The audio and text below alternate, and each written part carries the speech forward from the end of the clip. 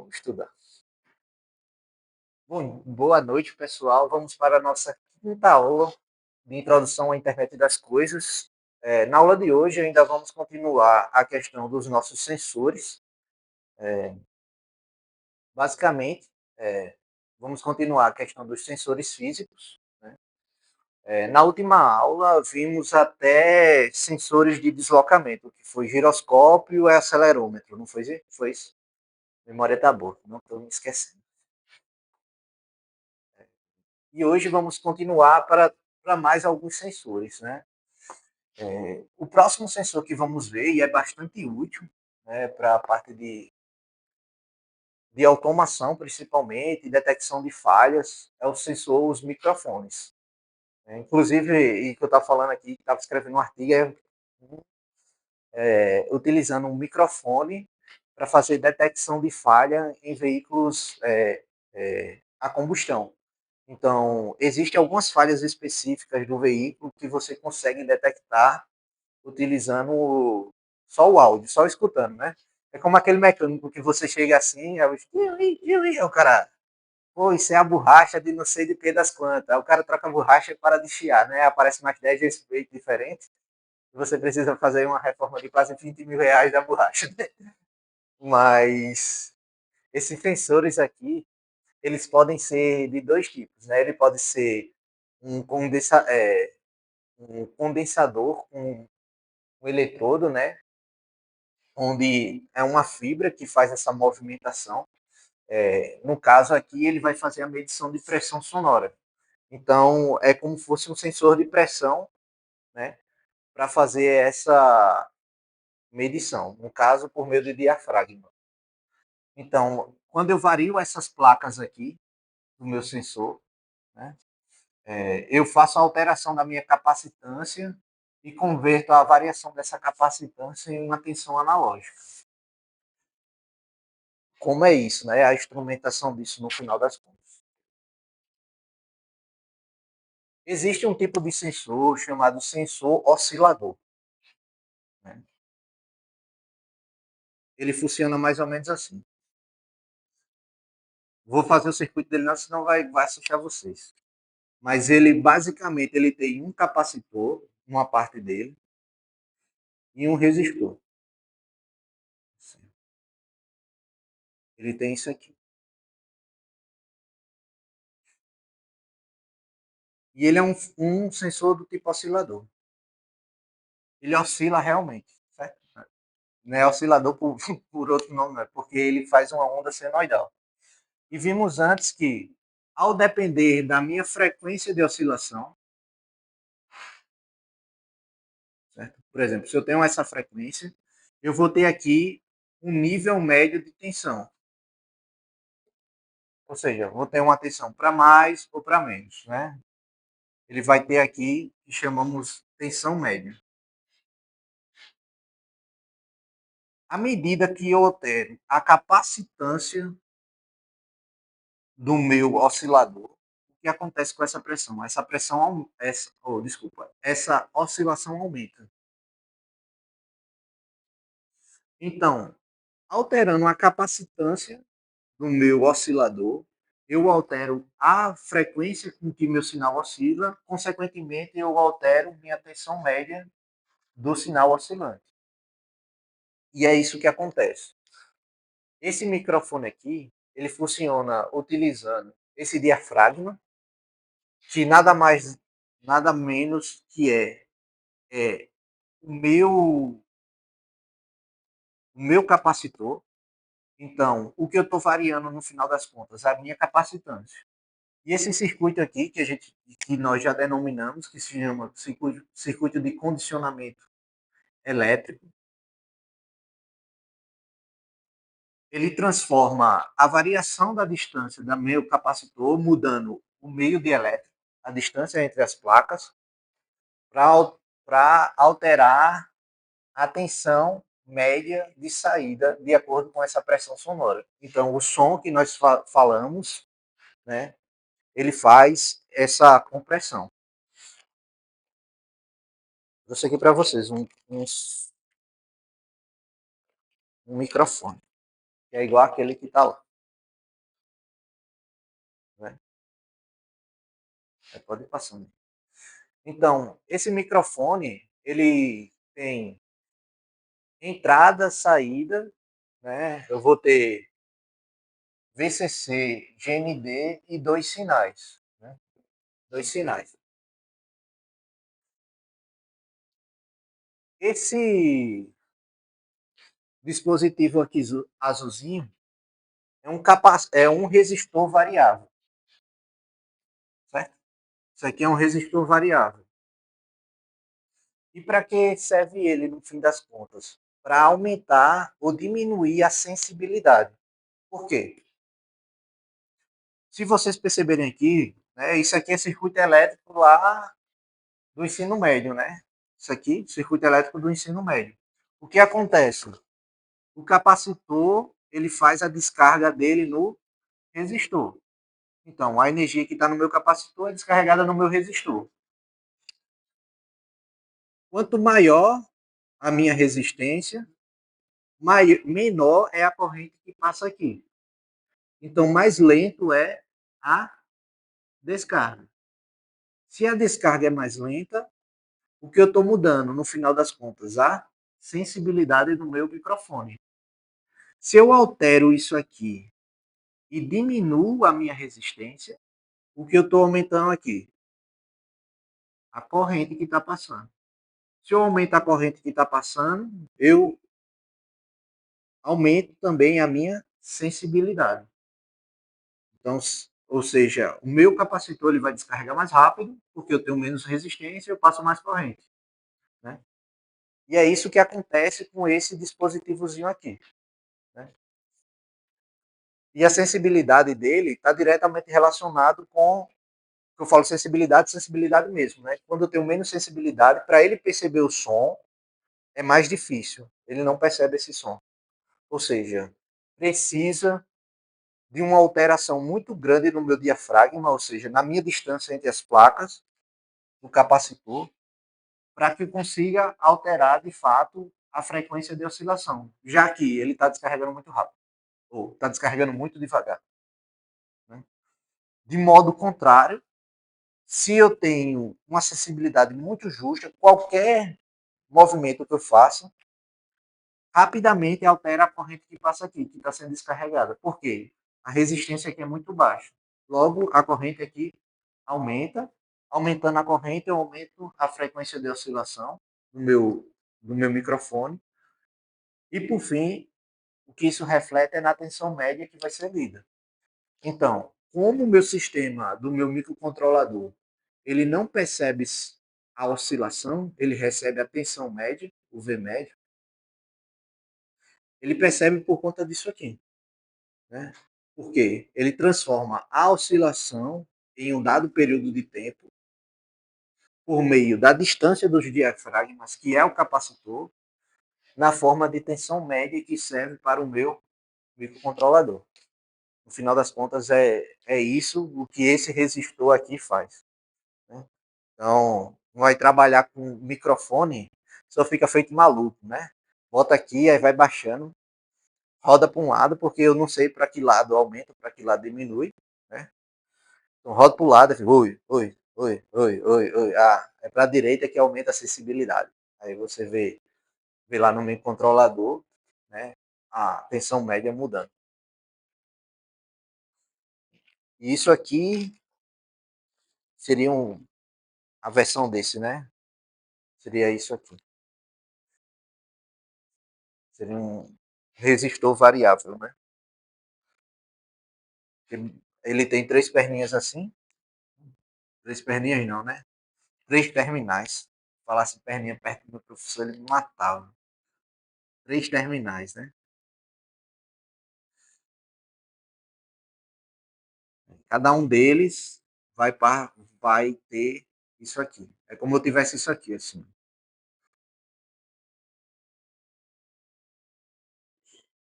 Oi.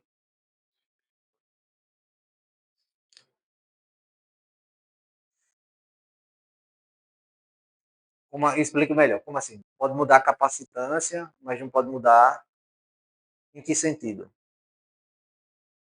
Porque assim, essa tensão que está sendo aplicada aqui, ela vai ter uma faixa de operação fixa, certo? A capacitância, ela altera a oscilação com que esse sinal sai. Porque o circuito de condicionamento elétrico desse tipo de sensor é um circuito de condicionamento elétrico do tipo oscilador. É um oscilador mesmo. À medida com que a minha capacitância aumenta ou diminui, a oscilação aumenta ou diminui. Mas o mesmo valor de pico. Por exemplo, ela oscila de 5 a menos 5, ela vai oscilar de 5 a menos 5 com uma maior frequência, mais rápido ou mais devagar. Então, a tensão de pico dela não muda. Porém, vimos que a tensão que vai para o meu microcontrolador não é a tensão que está oscilando, mas a tensão média do meu sistema. Então, se ele está oscilando menos, a tensão média que eu tenho no meu sistema é menor. Concorda comigo? Porque eu vou ter, por exemplo, um ciclo de alta, né, um ciclo de baixa. Nesse caso, se eu tiver uma maior frequência, eu vou ter mais ciclos de alta e baixa dentro do mesmo período de tempo. Então, eu vou ter mais momentos de pico do que de zero. Então, a tensão média que vai para o meu microcontrolador é maior. Então, era isso que eu entendi? Eu entendi certo? Tá. Eu entendi certo. Então, a tensão de pico não muda, mas a tensão média, sim, porque ele é um circuito oscilador. Isso aqui é importante. Belezinha? Há outro tipo de circuito que é de microfone, eu não tenho. Na verdade, tenho ele, é aquele que eu mostrei do microcontrolador da outra vez que eu trouxe, que eu disse, ó, é bem pequenininho o furo, o microfone. É desse tipo aqui. Ele é menor, bem menor mesmo. Então ele mede a pressão sonora por meio de uma estrutura MEMS, né, que seria uma microestrutura de diafragma. Então aqui eu estou falando de uma tecnologia muito mais avançada do que esse aqui. Esse aqui é uma tecnologia muito mais simples. Esse aqui é muito mais caro, né? Ele usa uma tensão de polarização interna, porque ele trabalha com transistores dentro dele, né? E ele segue o mesmo princípio, né? Ele vai ter uma tensão média, né? E esse diafragma, quando muda, ele reflete por meio da oscilação do meu sinal elétrico, que é, que é reflexo do meu sinal sonoro, né? Então, ele funciona da mesma forma, porém com uma tecnologia diferente. Eles dois. Aqui eu utilizo um diafragma mesmo, maior, e aqui eu já utilizo uma microestrutura de diafragma, né, que é um material especial para isso. Naquele microcontrolador que eu trouxe da outra vez, ele utiliza essa tecnologia aqui. Esse microfone que eu mostrei para vocês utiliza essa tecnologia aqui. Isso aqui é muito legal. Outro tipo de sensor são os sensores do tipo ultrassônicos. Esse aí eu acho que todo mundo já ouviu falar deles, né? E esse sensor ele é muito legal, muito legal. Sou fãzão dele, pelo modo de funcionamento. Né? Então, basicamente, eu vou ter dois piezoresistores. Né? Na verdade, eu vou ter um piezoresistor e uma estrutura de microsom, onde eu vou ter o sensor,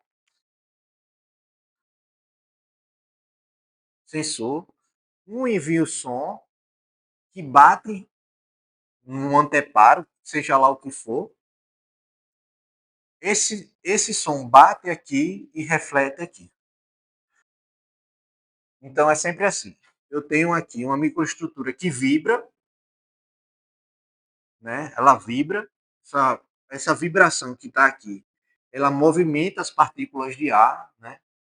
Que bate aqui. Isso aqui numa frequência muito elevada. Que nosso ouvido humano não é capaz de perceber. Vocês já fizeram audiometria? Bota o negocinho, aí vai mudando a frequência até ver qual a frequência máxima que você consegue ouvir. Acho que o ouvido humano é até 16 kHz, se eu não me engano. A gente fazia isso, sabe como? Lembra aquela estrutura que eu falei que colocava a tensão elétrica e ela vibrava, um piezoresistor? A gente ia para o laboratório para testar a audição, a astúcia no laboratório. Aí pegava um oscilador de sinal, gerador de função, eu não sei como é que se chama, um gerador de função. Botava o piezo, botava em cima da mesa e ia aumentando a frequência. Como ele vai vibrando, a gente conseguia medir até quando a gente conseguia escutar. E o bicho ia até 50 kHz. Ninguém tá gravando isso não. Depois eu corto. Depois eu corto. Mas isso aqui é muito legal, porque ele manda um pulso, né, para a parede. Esse pulso bate na parede, ele é refletido, né? E para isso é levado em consideração o tempo, né, no caso a velocidade de propagação do som, que é 343 metros por segundo, né? Então, 343 metros por segundo. Esse sensor ultrassônico, ele é muito utilizado para medição de distância. Vocês veem? Medição de distância, né, na parte de robótica principalmente. Eu fiz um projeto quando eu estava na graduação que era fazer um óculos para cego. Como assim? O cego não vê, para que vai usar óculos, né? E a gente usava sensores ultrassônicos e vibradores de celular, né, na haste do óculos para identificar onde o cego estava. Então, se aparecesse algum obstáculo aqui, aí ia vibrando as perninhas, fazia um controlezinho assim, dizia, ó, oh, tem um objeto aqui, tem um objeto aqui e tal. Ele ia guiando o cego com isso, né? A gente usou isso aqui. Porém, outra aplicação bem legal é na parte industrial, para fazer medição de nível, sensor ultrassônico. Imagine que você tem um tanque aqui, ó, tanque de água, um poço artesiano, seja lá o que for, né? Ele está cheio de água aqui, né? Tá azul, que é por conta da água. Essa lápis preta aqui já tá.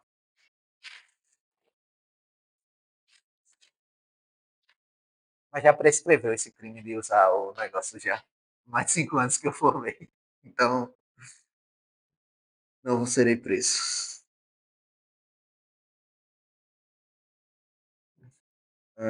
Eu tenho aqui meu tanque de água, né? Eu posso utilizar sensor ultrassônico para medir nível. Então, eu coloco ele aqui em cima, ó, sensorzinho. Ele bate aqui, ó, na água e reflete para cima. Se eu sei a distância e se eu sei a velocidade, sei o tempo que ele levou, porque eu consigo calcular. Eu disparo, começa a contar o tempo, né? Nananana, ele bate e volta, eu paro de contar o tempo. Então eu vou ter V é delta S sobre delta T. O delta S eu não tenho, é o que eu quero descobrir, né? Mas eu tenho o T e o V, que é a velocidade do som. Então eu sei que delta S aqui, a distância, vai ser delta T vezes V. Então, com isso, eu consigo calcular, utilizar isso para calcular a distância aqui, né? O nível do tanque, né? Se esse tanque aqui, se ele está na parte de cima, e esse tanque aqui tem 10 metros, ele vai medir o que está vazio, né? Então, basta fazer o quê? Subtrair. Pegar o valor que ele mediu e subtrair do total. Então, se eu subtrair do total, por exemplo, se eu medir aqui 3, quanto é que tem daqui para baixo? Certo. Não tem que dar 10? Então, ele é muito usado aqui em tanques. Agora eu pergunto a vocês, qual o problema de usar sensor ultrassônico nisso aqui? Vibração? Por quê? Agora é assim, é sim, por quê? Sim, não e por quê, né? Tem que ser a vibração do quê? Do líquido. Né? Pode vir, bater e absorver, vai fazer a absorção, né? No caso aqui, o que acontece nesse sinal é a reflexão, né? Bate, o sinal é refletido. Obviamente, parte do sinal é absorvido pela superfície, né? Que não tem como escapar. É a mesma coisa. Além disso, outra coisa. E o porquê? É o mais importante.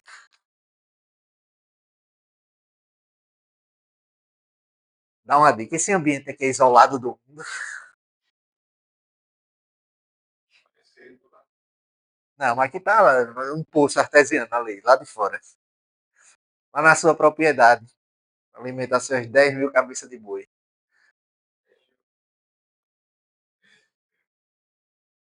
Tempo. O que do tempo?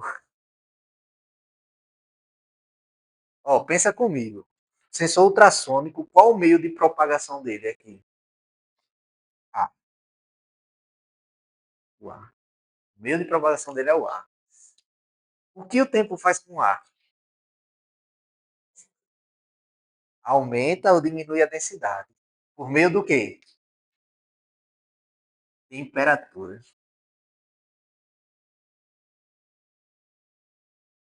Temperatura é um problema seríssimo com sensores ultrassônicos.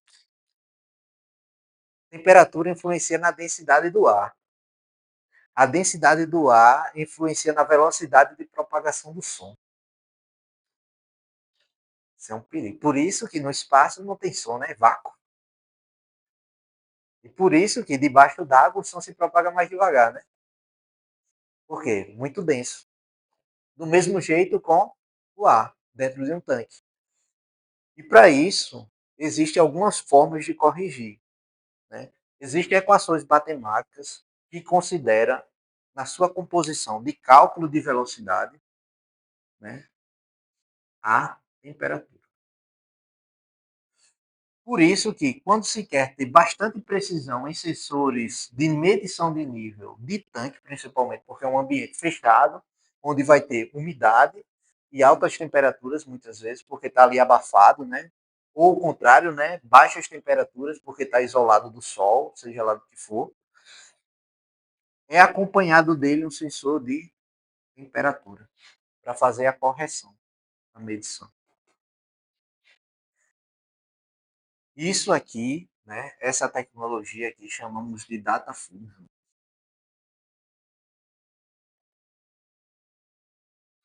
Ou, para os mais íntimos, fusão de dados. Né? Onde eu vou misturar dados de variáveis que são correlacionadas com minha medida para fazer a correção da minha medida principal. Né? Há uma sigla que chama MLE Sensors, que seriam sensores de multiníveis, né? Multilayers, eu esqueci o que significa o E, mas seriam você utilizar multiníveis de sensoriamento para garantir a precisão da variável que você quer monitorar, né, dos sensores. Isso aqui é fantástico. Por isso que eu disse que eu gosto, porque ele envolve muita física no meio. Isso aqui é muito legal. Às vezes a gente não acha porque está funcionando, não está medindo errado, mas na verdade pode ser só umidade aqui. Tanto no transmissor, que está soltando a onda sonora também, um fator além da temperatura, a própria umidade, que junta nele aqui, né? Vai condensando água aqui em cima, né? E aqui em cima. E essa condensação da água acaba atrapalhando a propagação do sinal também. Então, são coisas, né, que para quem vai trabalhar em ambientes severos, né, isso aqui tem que ter em mente, né, temperatura e umidade para medição de nível utilizando sensor ultrassônico. Isso aqui é muito legal. E como sempre, eu trago a versão mais moderna deles, né, que ao invés de utilizar um, uma microestrutura de piezoelétrico, seria uma estrutura mais simplória, digamos assim. Eu utilizo agora uma estrutura mais robusta, com carcaça de ferro metálica, um gel de acoplamento para justamente reduzir vibrações externas indesejáveis. Então, E nele próprio eu já tenho o transmissor e o receptor. Eu não preciso de mais dois. Ele gera o pulso e espera receber. Ele joga o pulso e espera receber. Diferente desse aqui. Né? Esse aqui, a estrutura dele aqui é muito mais moderna, né, digamos assim, do que o outro. Tranquilo até aqui? Vai estar no cigarro, os slides, se quiser. Volto lá. E agora vamos falar dos nossos queridos encoders. Né? Existem dois tipos de encoder. Né? Existem os encoders, existem não só os rotativos, existem os translacionais, mas a maioria deles são rotativos. 99%. Então, eu trouxe os 99%. Né? Eu vou ter um encoder translacional incremental. Eu acho que já falamos isso aqui antes, né, do freio ABS da moto, como ele funciona. Então, basicamente, eu vou ter um elemento que faz a captação da luz e outro que transmite essa luz. E toda vez que há um vácuo aqui, né, uma fresta, essa luz é transmitida de um lado para o outro. E ele vai contando, né? Então ele vai incrementando, ponto a ponto, né? Pulso a pulso. E há outro tipo de encoder que é chamado encoder rotativo absoluto, né? Ele há uma codificação única para cada ângulo de rotação. Aqui não há uma codificação. Ele só, ao passar o objeto, ele só dá um pulso, dá um pulso, dá um pulso. Aqui não. A depender da posição com que o meu objeto está, ou minha, como eu posso dizer, o meu encoder está, né? Digamos assim, o disco do encoder, né? Que seria essa roda que está aqui, né? Esse disco, ele transforma isso num código digital. Fica mais claro de ver assim. Né? Por exemplo, eu vou ter 3 luzes que eu consigo codificar em diferentes sinais. Né? Deixa eu só ver aqui se eu tenho, botei outra imagem. Então, aqui, né, é um encoder rotativo não acumulativo, que é esse primeiro caso aqui. Né? É esse aqui, rotativo incremental, onde ele só gera um pulso. Então, eu vou ter 3 pulsos aqui no caso, mas ele vai ser sempre pulsado aqui, o sinal digital dele. Então, vai ser sempre pulsado. Ele não é codificado, certo? Eu posso ter até sinais defasados um do outro. Por exemplo, eu posso ter um LED aqui nesse furo, o outro pegando um furo que está aqui embaixo. Mas eles estão defasados de um disco para o outro, né? Eles estão defasados. E posso ter só um aqui que conta um giro completo. Mas eles não codificam o meu disco, né? Só são apenas pulsos. Já o outro, eu preciso de um disco, eu tenho um disco agora codificado. Então eu sei exatamente qual é a posição do meu encoder. Isso aqui é muito utilizado em braços robóticos. Né? Em braços robóticos isso aqui é muito comum, porque eu preciso saber em que posição o meu braço robótico se encontra. Obviamente ele não só utiliza 3 bits para fazer isso, né? Ele utiliza muito mais bits para ter mais resolução de posição. Mas o que acontece? Ó, se eu estou na posição zero é essa aqui, certo? Essa fatia aqui. Todos os sinais é zero, porque está tapado. Quando tiver preto, está tapado. Todos os sinais é zero. Se eu rodar para a posição 1, eu vou ter o primeiro aberto, o segundo e o terceiro fechado.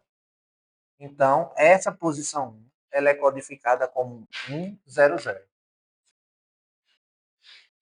Se eu venho agora para a posição 2, que é essa aqui, eu vou ter passando luz aqui, aqui e não aqui.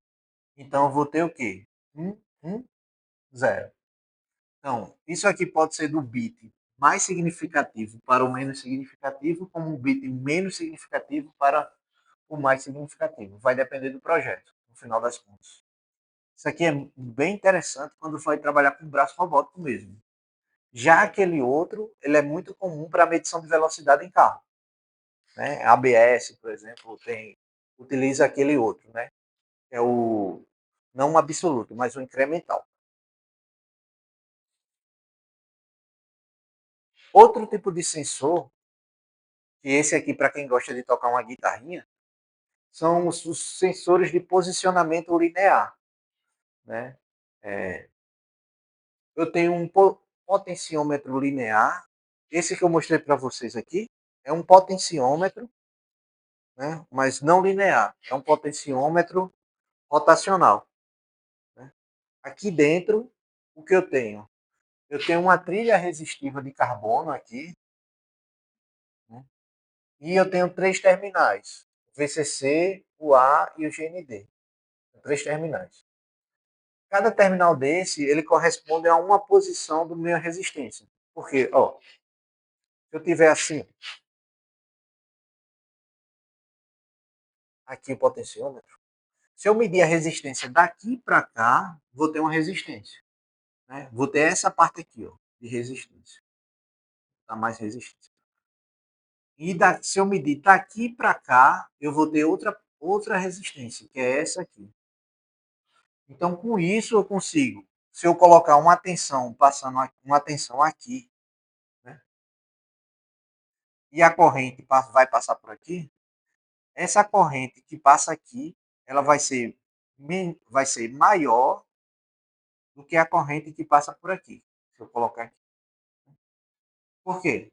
Menor resistência, maior corrente. Né? Maior resistência, menor corrente. Então, com isso, eu consigo dizer em qual posição em qual posição o meu objeto está. Por exemplo, isso aqui, ele pode estar ligado naqueles braços que empurram assim. Imagina, eu tenho uma esteira, né? A aplicação dessa é essa. Tem uma esteira aqui de carga, onde eu estou levando minha caixa aqui. Então, eu tenho aqueles braços robóticos que empurram a carga para uma outra esteira aqui. Né? Empurra a carga para essa outra esteira. Como eu vou saber em que posição esse braço está? Eu posso usar um potenciômetro linear, né? Onde eu consigo relacionar a posição do meu braço por meio de uma resistência. Ou seja, se eu colocar aqui, ó, ele vai estar aqui na resistência.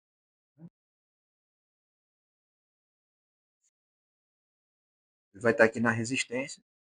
Então, eu sei qual é a tensão que está passando aqui, a corrente que está passando aqui. Se ele recuar para cá, se agora a posição dele agora for aqui, é só essa corrente que vai passar. Então, I vai ser maior, I1, né, chamado I1, vai ser maior do que o 2, I2. Né? Então, para isso que serve. Né? E com isso você consegue pegar uma instrumentação, colocar uma corrente constante aqui e medir qual é a tensão que vai variar. Corrente constante, então U é igual a RI. Se o I é constante e o R vai variar no meio da distância, o que vai mudar? A tensão de saída. Outro bem legal, que eu sofri bastante quando eu estava na universidade, é esse aqui, LVDT. É um transformador diferencial variável linear. Só pelo nome chega a dar uma dor no coração. Né? Mas qual é o princípio de funcionamento dele? Né? Ele utiliza o princípio de funcionamento por meio de indutância magnética. Indutor. Certo? São dois indutores. Aqui eu tenho uma bobina de um indutor. Lembra o conceito, né? De capacitor armazena energia por meio de campo elétrico. Indutor armazena energia por meio de campo magnético. Eu vou ter dois capacitores. Enquanto o capacitor ele muda a sua capacitância por meio da distância das placas elétricas entre eles, ou do meio dielétrico que ele está, o indutor muda sua indutância por meio do, do material elétrico, né, que também sofre influência magnética, que muda o fluxo de campo magnético dentro dele. Meio complicado, né? Mas é complicado, não é meio, não, é bem complicado. Imagine, eu tenho isso aqui, ó, final das contas. Isso aqui também é ensino médio, certo? Ensino médio a gente aprende isso. Regra da mão direita. Já ouviram falar disso? Não? Eu não acredito que vocês não ouviram falar da regra da mão direita. Perigosa essa regra da mão direita. Então, hã? Já ouviu falar da regra da mão direita? Já, só ele já ouviu falar? Já. Você está levando a maldade. Eu estou falando da regra da mão direita, certo? Esse cara é muito maldoso. Esse da mente poluída, viu? Então, então, abraça o condutor, né? Com a mão. E aí você consegue determinar qual é o sentido do campo magnético, né? Então, aqui é o norte, né? O polegar, e aqui é o sul. Tinha gente que ia para o vestibular que escrito aqui S e N no polegar. Ninguém sabia o que era. Era isso, que era para não esquecer qual era o polo norte e qual era o polo sul. Então, o abraço condutor, né?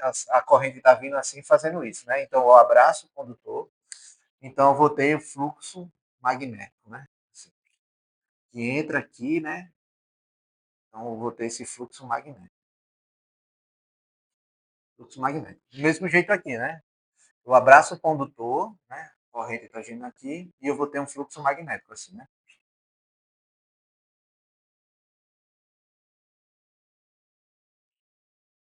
Vou ter um fluxo magnético. O que acontece com ele? Por ser indutor, existem alguns circuitos de condicionamento elétrico que são do tipo oscilador. Então, sempre não, né? Mas a maior parte das vezes que se utiliza capacitor ou indutor, o circuito de condicionamento elétrico utiliza oscilador. É assim, 99% das vezes. Né? Um caso ou outro que eu não lembro. Né? Mas a maioria das vezes é isso. Então, existe um oscilador que utiliza indutor nele, que ao mudar a minha indutância, eu mudo a minha oscilação. Então, o que o LVDT faz? Eu coloco aqui um material elétrico entre eles, que ao eu entrar ou tirar, o que eu estou mudando? As linhas de fluxo magnético que vão percorrer por ele. Então, se eu tenho mais material, eu tenho uma quantidade de linhas de fluxo magnético. Se eu tiro o material, essas linhas de fluxo diminuem, porque tendem a ir pelo núcleo, entendeu? Então é mais ou menos assim o funcionamento dele. Então com isso eu consigo utilizar esse movimento, né, dos dois, que é um movimento dessa bobina com essa bobina, para saber se eles estão sobrepostos ou não. Então ele amplifica o meu sinal de oscilação, no final das contas. Além disso, há um sensor do tipo magnético, que é do tipo Hall. Né? Então, basicamente, quando há um movimento linear, né, eu aproximo ou distancio ele, e isso altera o meu sinal do sensor. Beleza? Outro sensor que é muito comum, sensor de fluxo. Esse sensor de fluxo ele pode ser basicamente de três tipos. Né? Eu posso ter um sensor de fluxo do tipo turbina. Cadê, meu Deus? Aqui. turbina, tem uma turbina dentro dele, que é esse aqui, ó. Então a água passa aqui, ele gira essa turbina, né? Eu tenho um sensor de efeito Hall.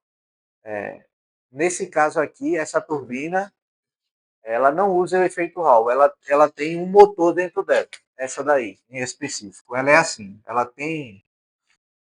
Tô gastando meus talentos todo dia de desenho aqui com vocês. Ela tem dentro dela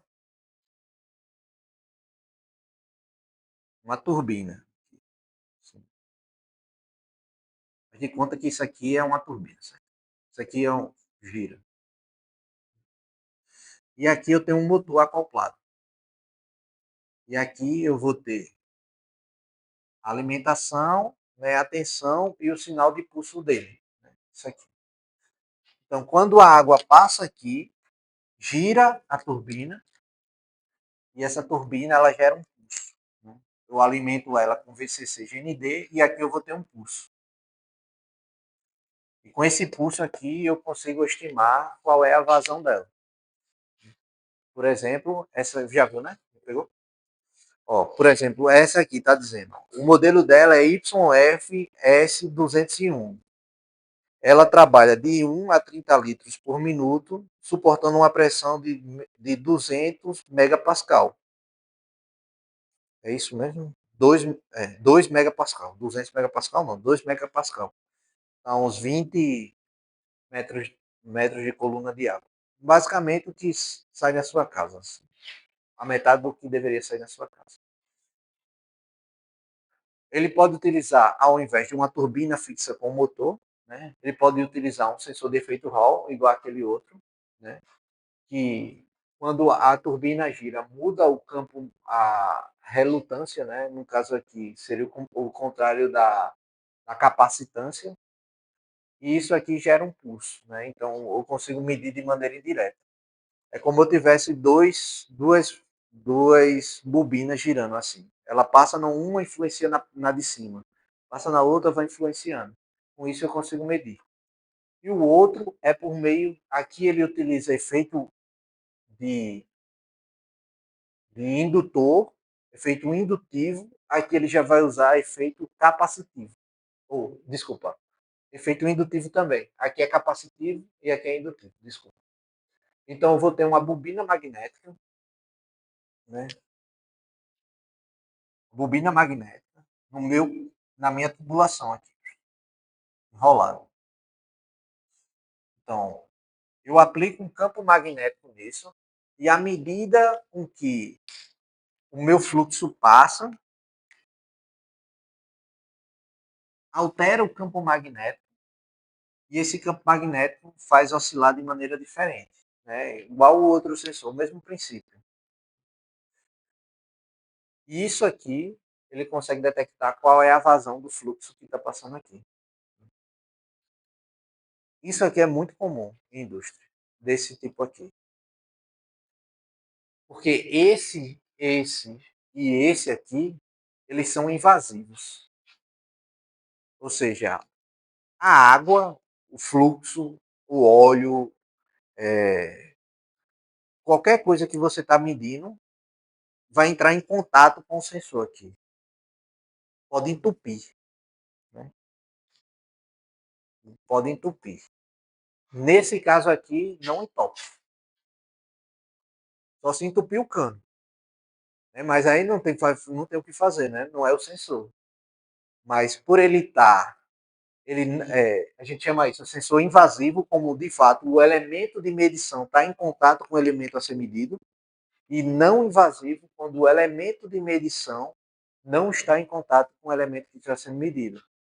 Então aqui é invasivo, não invasivo. É igual a cirurgia, né? Cirurgia invasiva abre a pessoa todinha, né? Não invasiva é um furinho aqui, um negócio aqui, bem, né? Semi-invasivo, né? Sei lá, não é muito minha área não. Mas esse aqui ele não entra em contato com o objeto a ser medido. Né? Ele mede o fluxo por meio da medição do campo magnético. Né? Esses sensores são extremamente caros.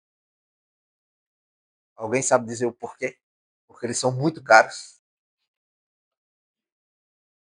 Bobinas. E por quê? Por conta das bobinas. É por conta das bobinas, mas por qual motivo? Pobre. E ela precisa fazer o quê? No cano? Dar uma volta, né? Algumas, pelo menos. Então, quanto maior a tubulação, mais caro é aquele sensor. Porque eu preciso de uma bobina gigante. Então, esses. Ah, depende muito. Já vi pequenininho assim, e já vi assim, grandão, que dava pra passar dentro dele, assim, facilmente. Isso aqui depende da aplicação. Né? Depende muito. Mas quanto maior, mais caro é. Então, geralmente, o que as pessoas fazem? Quando precisa medir em algum lugar que a tubulação é muito grande, ele divide essa tubulação, bota pequenos medidores na tubulação pequena e depois junta de novo para ir para a tubulação grande. Não é fluxo? Vai passando, soma, né, divide, depois soma de novo. E esse tipo de medição, além de não ser invasivo, é do tipo indireto. Né? Por quê? O sensor magnético ele não mede o fluxo de maneira direta. Ele mede o fluxo por meio da variação do campo magnético o qual o fluxo o qual o fluxo passa. Diferente de um sensor de pressão, por exemplo. Ele sente a pressão que está dentro dele. Então é direto mesmo. A variável física que está sendo medida está diretamente em contato com o sensor. Né? E o sinal é proporcional à variação física daquele objeto. Nesse caso aqui, não. A variação do fluxo do líquido que está passando é imperceptível ao sensor. Porém, é perceptível ao campo magnético o qual o sensor gera. Então, ele está medindo de maneira direta, ou indireta, por meio do campo magnético, qual é a vazão. Então, existem sensores do tipo direto e indireto. Invasivos, não invasivos. Já está acabando.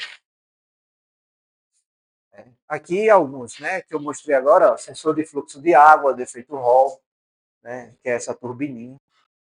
Aquele que nós vimos na aula passada, né? Botei aqui porque eu não tinha, eu não lembrava que eu tinha colocado, na verdade. Tinha preparado a aula fazia um tempo. É, então, basicamente, o que ele vai medir aqui é a resistência, né? Esse aqui foi o que eu vi agora, que já explicou, né? A água gira a turbina, né? As turbinas ela pode ter ímãs, né? Com efeito Hall, né? Ele gera pulsos e você consegue calcular o fluxo. E existem as chaves de Boyer. Né? Isso aqui passou por uma regulamentação, né? Foi extinto, porque muitas chaves dessas de Boyer, ela usava mercúrio dentro dela. Imagina você botar na sua caixa d'água, hein? Mercúriozinho desse vazar. Porque mercúrio é líquido, né? É um tipo de. Mercúrio é líquido e, além de ser líquido, é um metal. É o único metal líquido, em temperatura ambiente, obviamente. Né? Então, o que acontecia? Eu tinha a minha boia lá, né? E dois conectores aqui. Dois pedaços de fio mesmo. É, e aqui não ficou legal. Assim. Dois conectores assim. Quando a caixa d'água estava cheia, ela ficava assim, né? Em pezinha, na caixa d'água aqui. Ficava assim, em pezinha, né? O mercúrio ficava aqui embaixo.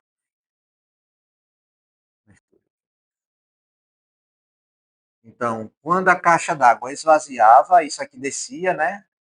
Fazia isso. E o mercúrio que estava embaixo, né? Aqui no meu.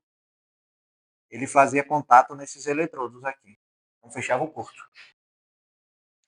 Então era assim que funcionava. Né? Mas qual o perigo? Isso aqui vazar, a família toda vai de arracha para cima, né? Nesse caso aqui, ao invés de utilizar um mercúrio, eu tenho dentro da minha própria boia um imã móvel. Então, quando ela está de um jeito, ela desce, o imã desce, né? E fecha a chave. Quando ela está para cima, o imã sobe e abre a chave. Então, diminui o risco de matar alguém, né? Isso aqui é muito útil quando vai se trabalhar com instrumentação para ligar bomba, né? Tá falando lá de irrigação. Isso aqui é muito útil para isso. Então, ter esses ímãs aqui. Eu fiz um projeto que era para fazer automação de bombeamento de 6 casas, um condomínio. Fizeram a proeza de furar um poço para 6 casas. Nesse poço tinha uma bomba e todas as casas, quando pedia água, batia esse imã aqui, a bomba disparava. Qual o problema disso? A bomba dava conta de abastecer 6 caixas d'água ao mesmo tempo? Era água. Era água não, né? Era água, muita água e pouca gente recebendo, porque ficava um fluxo bem devagarinho. Né? Então, eu fiz um sistema de automação lá nesse condomínio que era ordenar a hora de receber água. Então, por exemplo, a sua casa pediu água primeiro. Então, ela tem preferência. As outras todas fecham com válvulas solenoides. Só a sua recebe. Aí, enquanto a sua recebia, a dele pediu. Entra na fila. Prioridade. Agora a terceira pediu. Entra na fila embaixo. Quando vai, acabou a casa dele, entra a sua fecha, a válvula. A bomba continua ligada porque há gente precisando de água e a válvula dele abre. Então, acabou esse problema, né? Mas teve que fazer uma automação para fazer o abastecimento das 6 casas. Isso aqui foi um projetinho bem legal. Está funcionando até hoje. Ninguém me ligou para resolver. Quando dá problema, você sabe, quando der problema, a primeira pessoa que liga é para quem fez o serviço. Enfim, pessoal, alguma dúvida? Amanhã a gente vai ver mais sensores químicos e também vamos ver os atuadores. Todo mundo foi embora. Vixe, só ficou vocês dois. Por conta do ônibus. Porque feriado, né?